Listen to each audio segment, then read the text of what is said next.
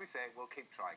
Now, in a moment, we're going to be talking to Ed about his time out at sea. But first, yes, we'll be hearing all about those boats and everything very shortly. But first, well, you might have noticed at the Chippy or over the counter that the cost of fresh fish has shot up in the past few weeks as a result of these storms that affected Britain earlier this year. Go on, Miss Lowe. No, I didn't know it was that.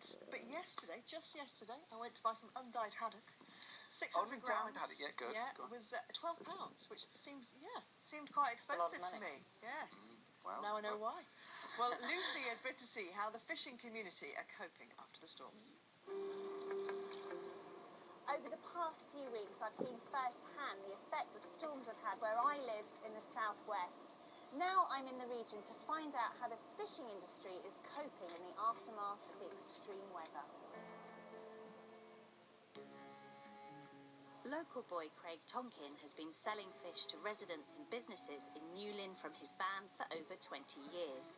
The recent storms have meant no boats were working out of Newlyn Harbour and fish prices have soared. When there was not very much fish around, who was the fish going to? Because it's an auction, it goes obviously to the highest bidder, and the highest bidder tends to be high-end restaurants who have to have the fish. 2 kilo green, what do you say? 550, 560, 580, 580 is 620. So you were priced out, basically? If I turned up to a pensioner's house with a piece of pollock and tried to charge her £5 for it, then let's have her pension gone. So yes, no, I can't do that. If I can't get the fish, then we don't go.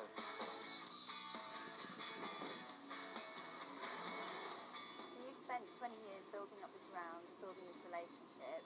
I mean, that's got to be a bit worrying for you. There has been times when I've tried to get out through January where we've had a little bit of fish coming in. I've managed to get a bit together and got out, but because the weather's still bad, people don't expect you to come. And it affects the whole community because if the fishermen haven't got any money to spend, they can't spend it in the supermarkets or in the post office or in the local shop, so the whole community feels it.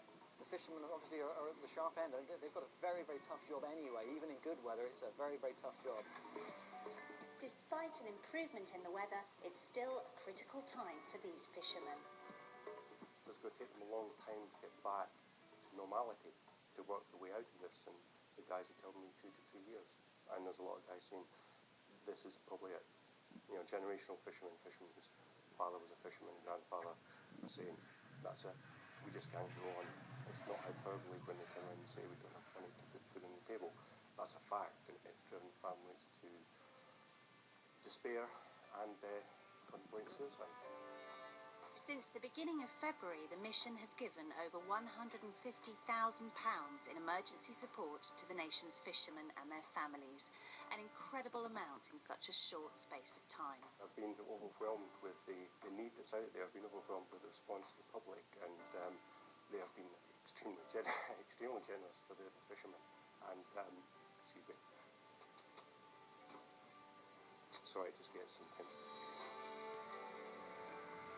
The feelings run deep in Newlyn, a fishing port since 1435. There are over 300 fishing families who've had to endure the last few months fearing for their livelihoods.